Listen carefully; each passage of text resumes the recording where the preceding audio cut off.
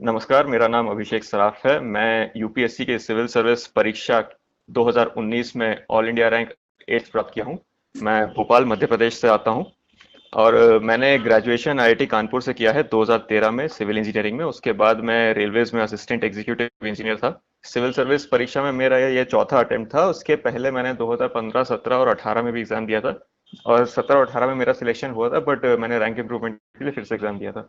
मेरी strategy basically ये थी कि जैसे जो ज्यादातर टॉपर्स फॉलो करते हैं, करना वही होता है। Exam is in such a way that it is not very unique what you have to do, but the key lies in consistency. कि आपको जो आपको पता है कि आपको नोट्स बनाने हैं, पढ़ना है, न्यूज़पेपर पढ़ना है, करंट अफेयर्स पढ़ना है, ये सब आपको कंसिस्टेंटली करना है, ऑनेस्टली करना है और रिवाइज करना है। आपको राइटिंग प्रैक्टिस करना है। तो जो आपका ट्रेडिशनल नॉलेज है, every topper has mentioned that it has been mentioned in many blogs, उसी को ऑनेस्टली और डिलीजेंटली करना है। एक चीज और है कि जब आप प्रीलिम्स मेंस इंटरव्यू के साइकिल में लग जाते हैं तो आपको you have to reorient yourself regarding how the stage of the stage of the exam in which you are, how it wants you to attempt the paper.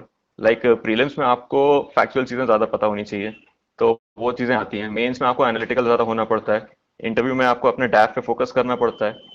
तो वैसे आप खुद को रिओरिएंट करते जाएं। प्लस एक चीज और इम्पोर्टेंट होती है मेंस में, मेंस और इंटरव्यू में प्रेजेंटेशन आपका। क्योंकि इंटरव्यू बोर्ड या फिर जो आपका मेंस का कॉपी चेक एग्जामिनर है, कॉपी चेक कर रहे हैं, वो they are seeing hundreds of copies like that. तो if something stands apart to them, then they are much more likely to give you more marks.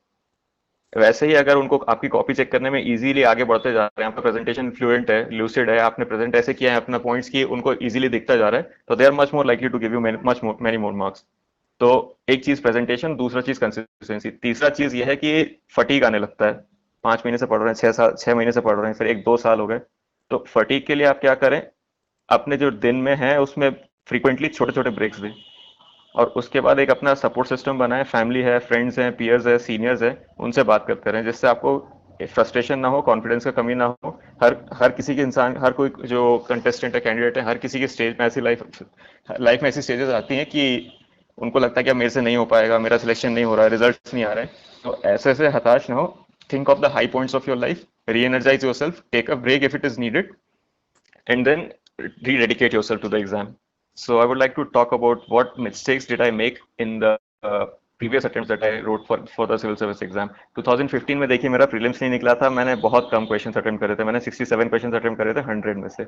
अगर आपको decent chances अपने बनाने हैं कि आपका प्रीलिम्स निकल जाए, तो you have to attempt around 85 to 90 questions. तो वो that was my first attempt और उसमें पैटर्न तभी चेंज हुआ था, मैं उतना एक्सपीरियंस नहीं था, तो उसके कारण गलती हुआ। मेरे को अटेम्प्ट करना भी नहीं आता था पेपर ठीक से, जो एलिमिनेशन होता है या फिर 3 आइट्रेशन में पेपर करना होता है वो भी मैंने नहीं करा था। सेकेंड अटेम्प्ट पे मैंने ये सब चीज़ें इंप्रूव करी and I got 140 marks out of 200, and which was like 20 marks above the cut off of forest service.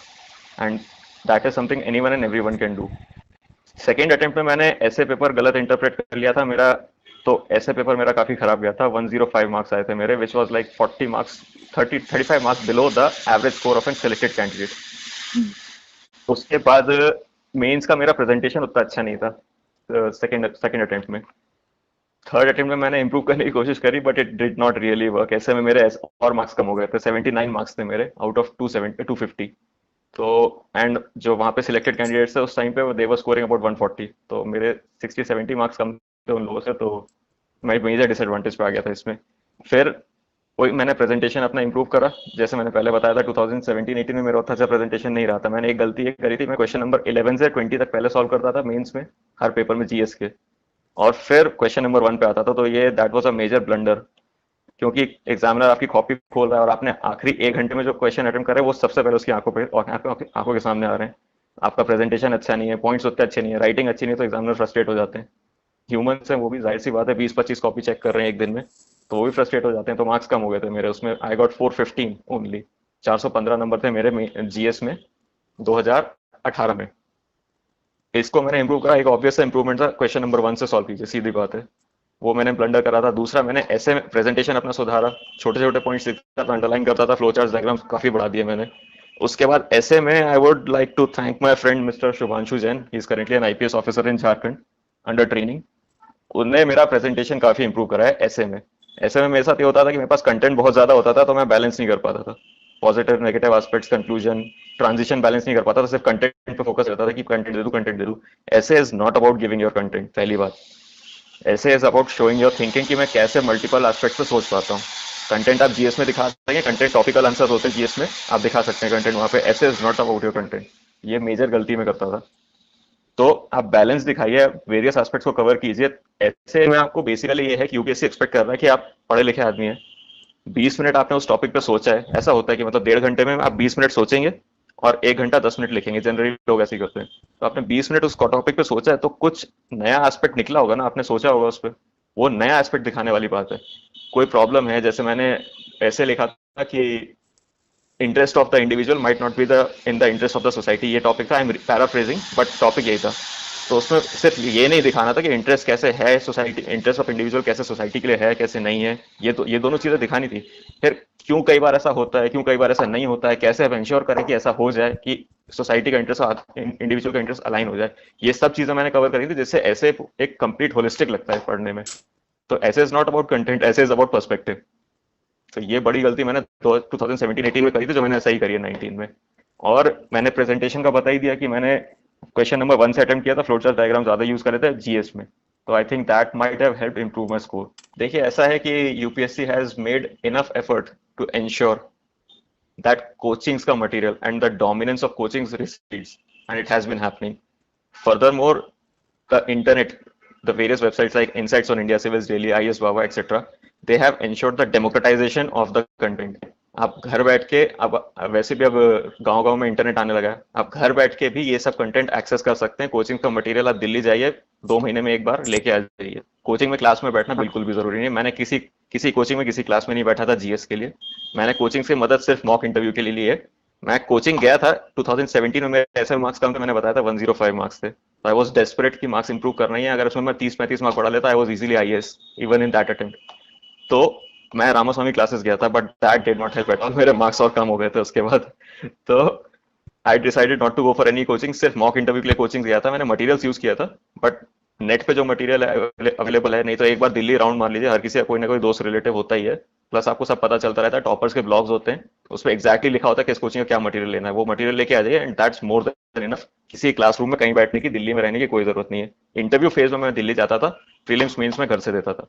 Interview phase में भी अब जैसे कोविड हो गया है, तो उसके बाद सब लोग अपने लॉकडाउन में ही थे, तो दिल्ली में क्यों जाता था? डिस्कशन के लिए, क्योंकि पीयर ग्रुप रहेगा, 4 लोग बैठ के डिस्कस करते हैं, ओपिनियंस बनते हैं, और फिर आंसर्स बन जाते हैं किसी क्रिटिक कंट्रोवर्शियल इशू पे।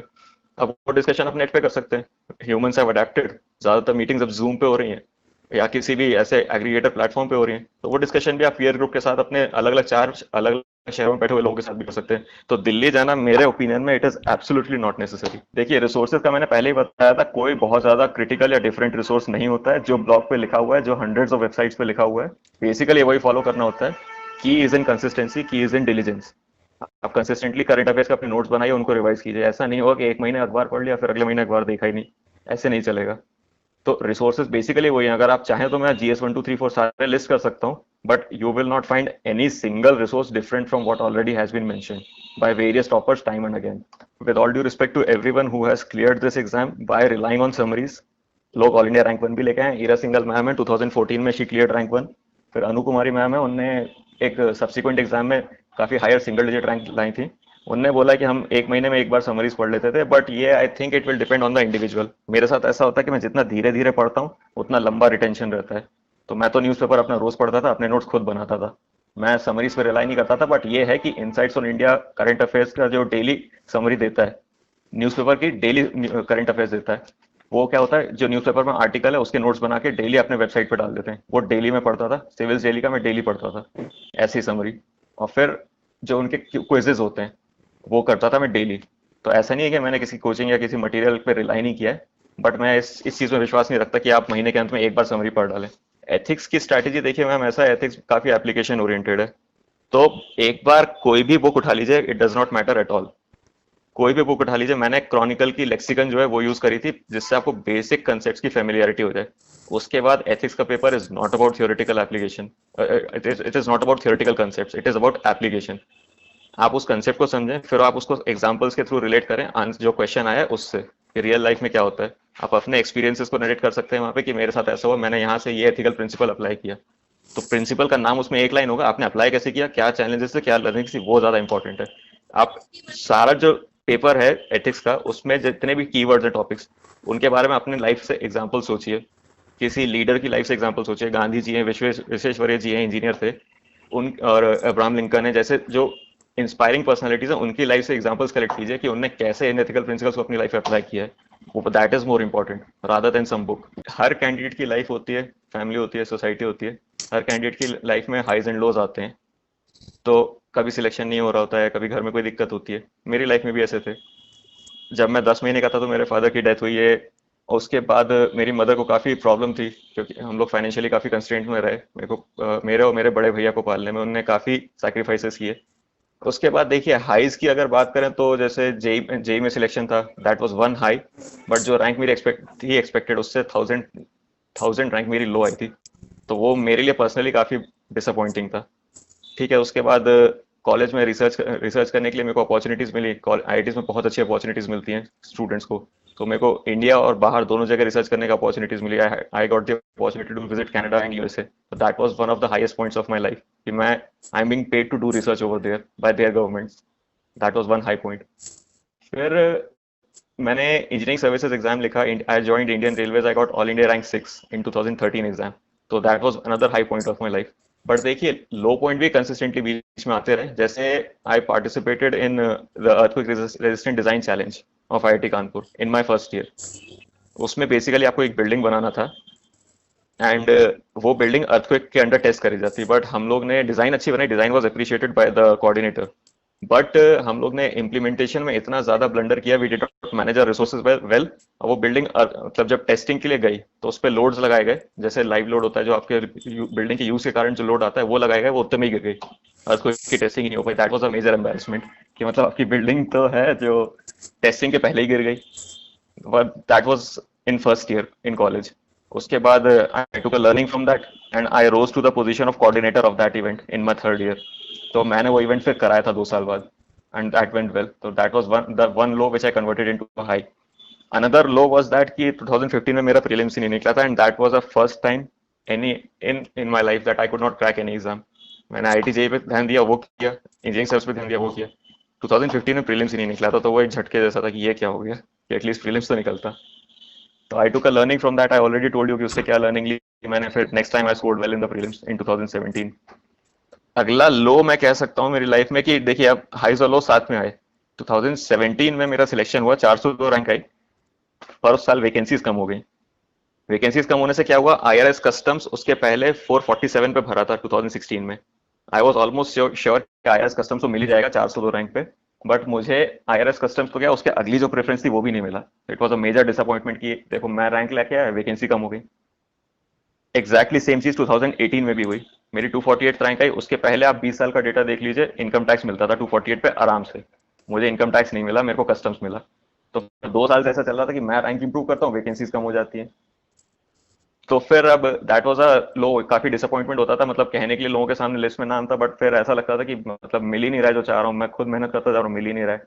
और फिर अभी ये स्टेज आ गई थी कि अब कोविड, मतलब मेरा इंटरव्यू अभी 30 जुलाई को हुआ था, तो 7 महीने से इंटरव्यू की तैयारी चल रही थी, तो थोड़ा गिव अप सा होने लगा था कि I was probably not going to write civil service exam 2020, कि ये मेरा लास्ट अटेम्प्ट होने वाला था, उसके बाद मैं नहीं करता।